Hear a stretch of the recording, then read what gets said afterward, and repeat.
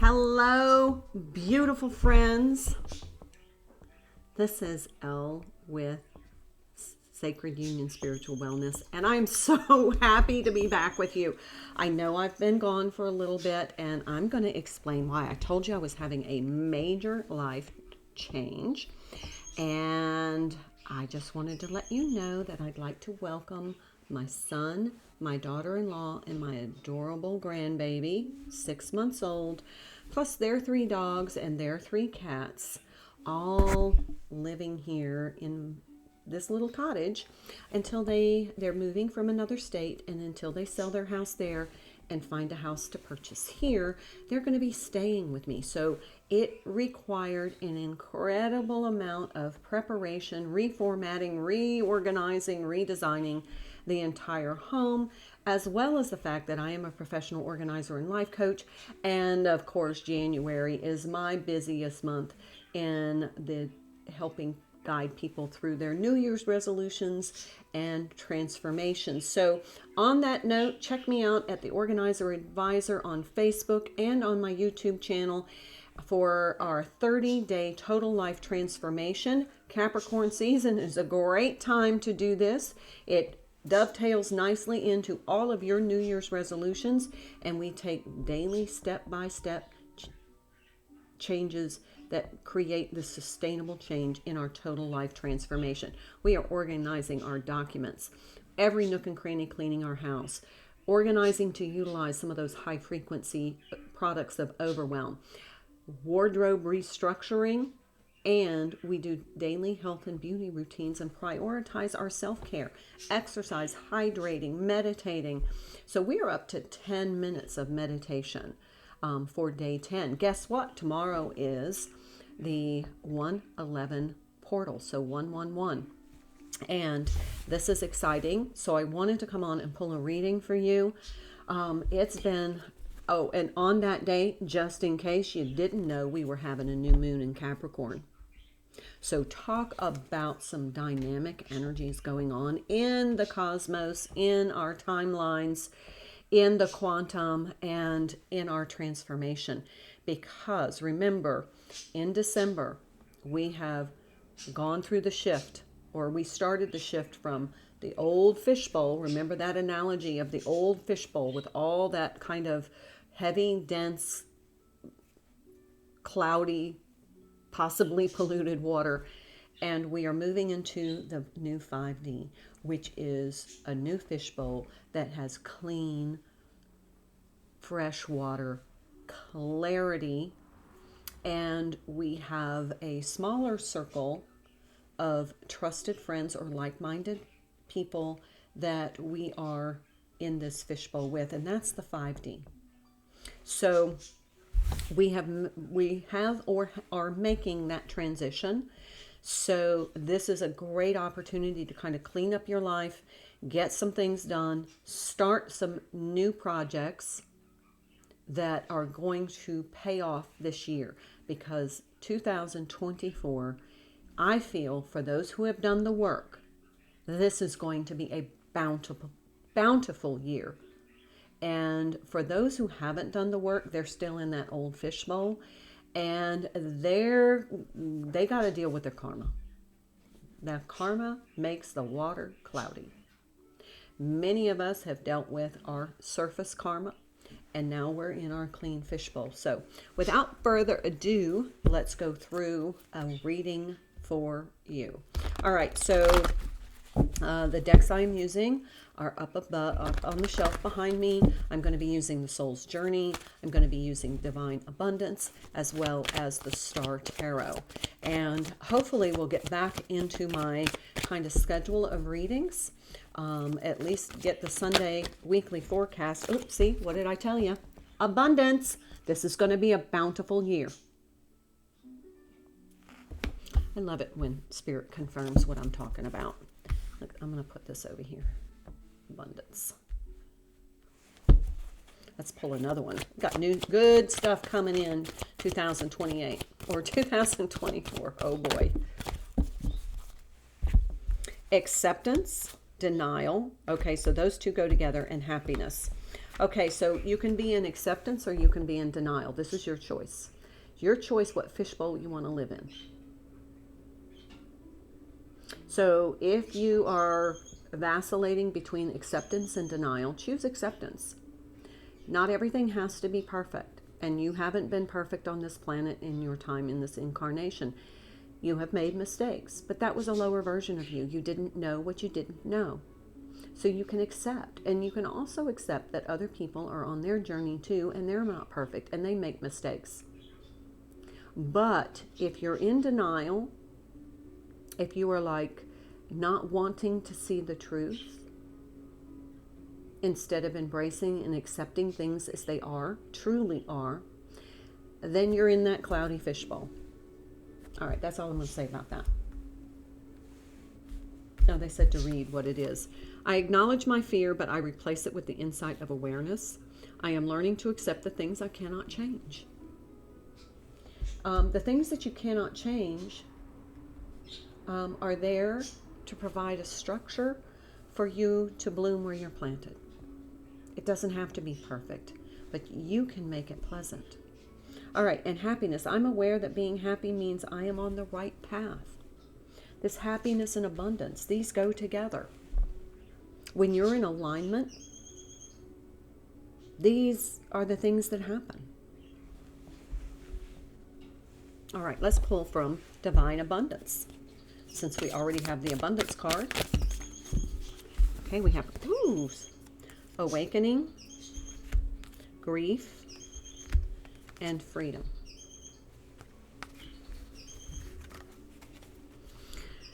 Oh Lord, wake me from life as a spiritual sheep. May I hear you through my own instincts and common sense. This is about kind of thinking for yourself, using your discernment, listening to your inner knowing. And I'm going to say something just briefly about this because it dawned on me the other day, and I was having a conversation with a very good friend, that as I look back over my awakening journey, I looked back especially with, I awakened through the intensity of the twin flame connection. That's what made me, shake me awake.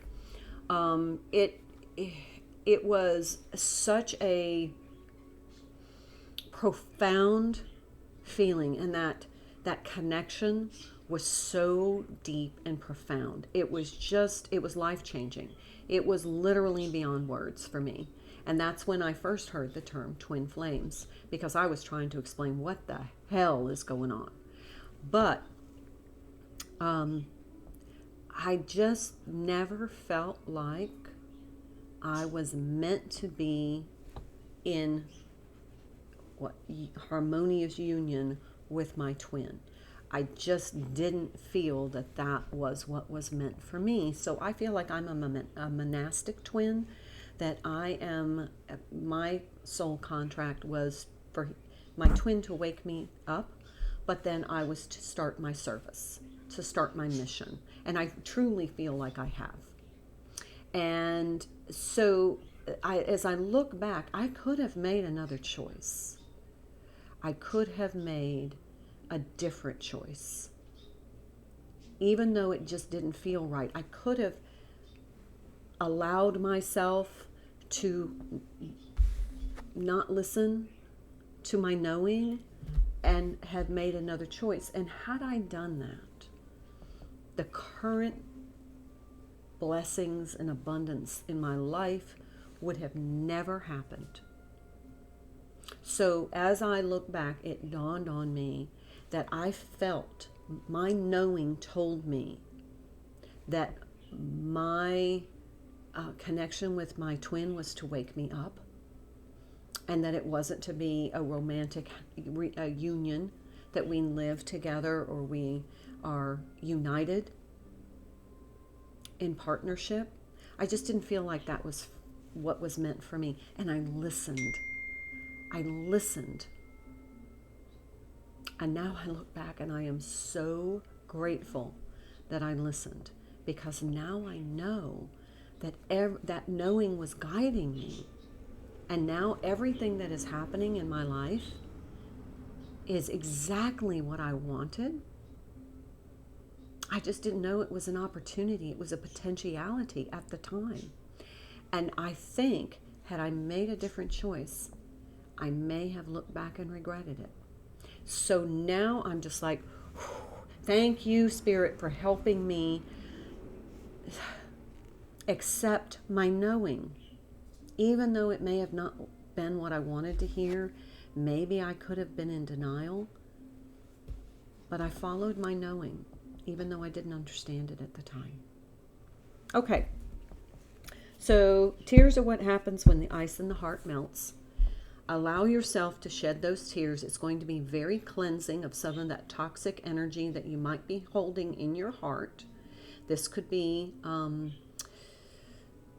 if you're holding grudges, your anger, your fear, allow those to come out because you don't want those in the new fishbowl. And then freedom.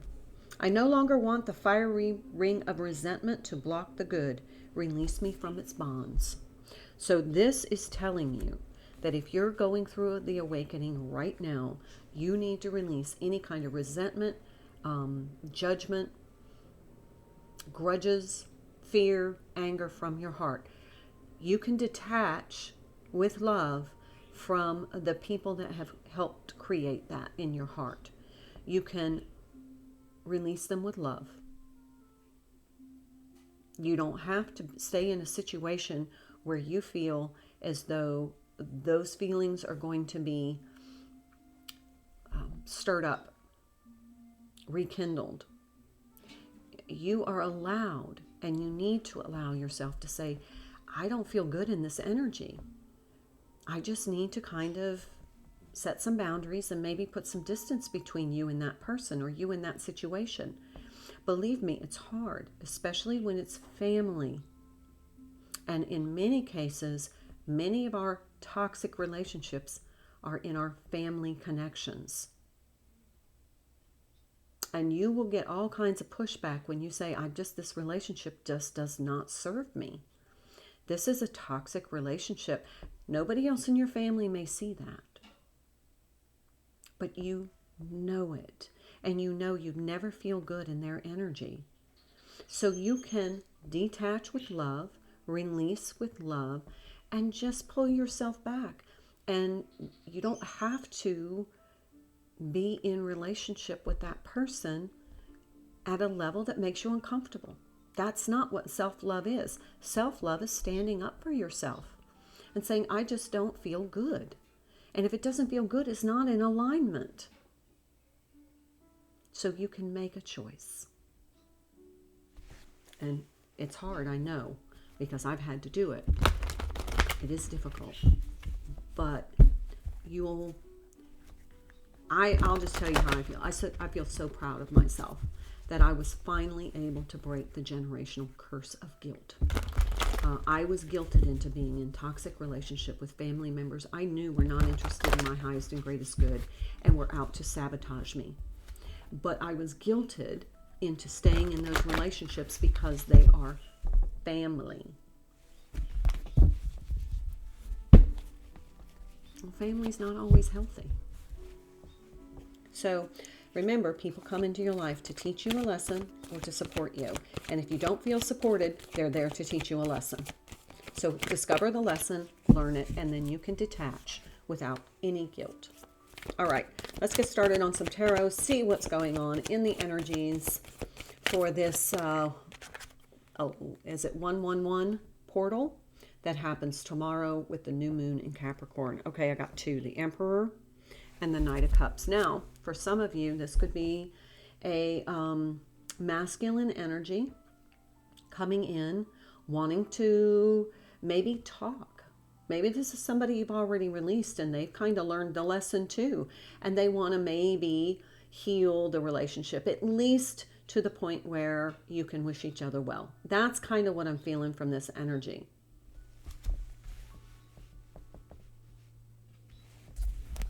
It's almost like, I really don't want us to be estranged, but I understand our relationship isn't comfortable for you.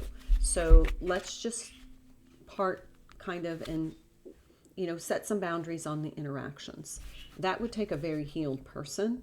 And maybe you're pulling away your energy. Maybe you kind of just not severing the relationship, but closing it off for a little bit. Maybe they learned. Maybe they are now becoming awake and saying, wow, I really wasn't a really supportive person to them. In fact, I was kind of sabotaging them. And maybe I'm getting some karma for that. So maybe I need to make it right. I just watched the movie The Color Purple yesterday, and I really enjoyed the part of the movie where she said, if you don't do right by me, everything around you will crumble.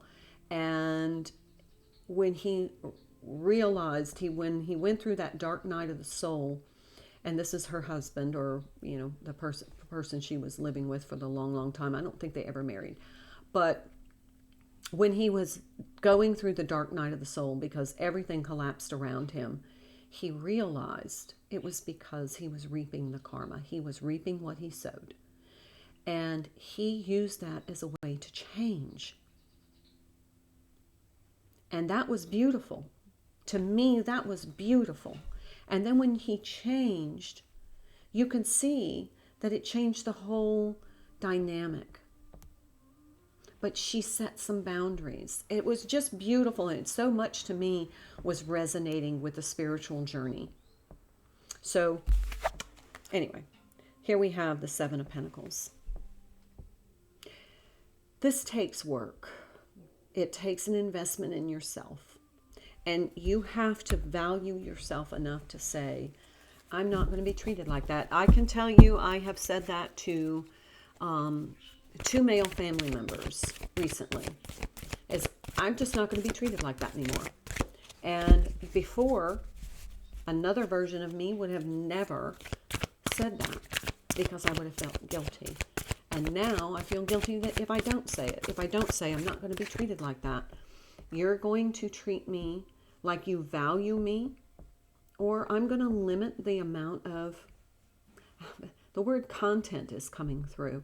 I'm going to limit the amount of content I share with you, with this person. And it's almost like, I'm not going to reach out all the time. I'm not going to be the giver. I'm not going to be too nice. I'm going to say, I'm going to have to set some boundaries on that.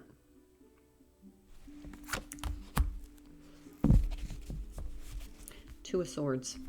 Talk about setting boundaries. Look at how this person, this feminine, is behind the swords. She put up some serious boundaries. It's like, I'm not going to be treated like that. So think about some of the things in your relationship. And I am getting a very family energy here. But I feel like part of your transformation is some of you are going to have to set some boundaries with some family members, and you're going to have to say, I have to choose me, and I have to demonstrate my self-worth by setting those boundaries and letting certain people know that I'm not going to be treated like that. And people who are often empaths and givers are the ones that are going to be having to say that. So, all right. That's going to be the freedom, because not saying it is causing you the grief. But once you say it, once you set those boundaries, once you set your self-worth, once you embrace your value, that's the freedom. Six of Swords. Freedom from the turbulence, freedom from the guilt, freedom from diminishing yourself to maintain relationships. Don't diminish yourself to maintain relationships. That's what the message is.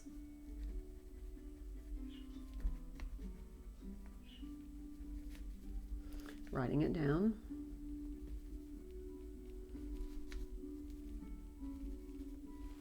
Okay, a couple more cards. What else do my friends need to know, Spirit? Three of Wands, setting new expectations. You'll manifest differently when you demonstrate value for yourself. your time, your energy, your kindness. And there's the moon. Here we go. This is the moon phase. So for many of you, I'll do bottom of the deck in just a minute. For many of you, this is one of those things that you're going to be faced with this new moon in Capricorn.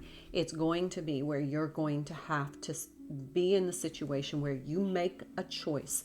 You follow your knowing of what is right for you. And if you don't feel good in the presence of somebody else's energy, then staying in that energy is diminishing you and your self-worth. Setting boundaries. Now, there are relationships that we do have to participate in, such as, relationships if we're caretakers of our, aging parent or children. And sometimes, there's controversy in those relationships. That's not really what I'm talking about. What I'm really talking about is if you are in a relationship with somebody who, when you leave, you feel diminished.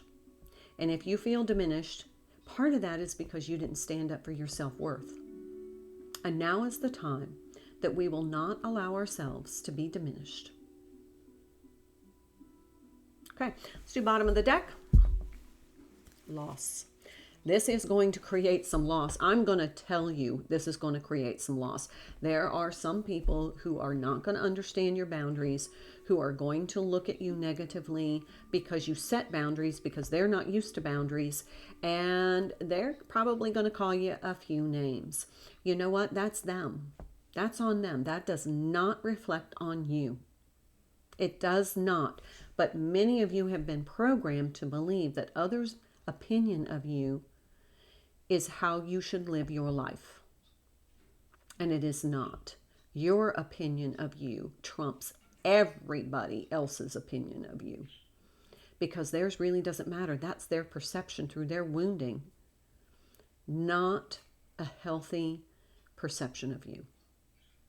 If you are doing something in your highest and greatest good in order to elevate yourself and ascend, and someone else is triggered by that, that is their work to do, not yours. There's no punishment for ascending, but there is loss, and you have to be willing to accept that, as those relationships are no longer in your highest and greatest good at this time. Doesn't mean you have to be dramatic. It doesn't mean you have to be ugly about it. You can be from the heart space in loving yourself, just saying, this just doesn't work for me. I'm just not happy in this relationship. There's purpose. Once you kind of clear out all of this, your fishbowl's going to get really clear, but also it's going to align you with your purpose. Part of the energy of these relationships are creating blockages in your life. And you can't really fully step into your purpose until you remove those blockages. You will be amazed at, once you do, how things start to align very quickly. Okay, lastly, Three of Pentacles. Because this is going to create space. This is going to create opportunity for new energy, new people, new relationships, new connections to come into your life. So that's my message for you today. Don't diminish yourself to maintain relationships.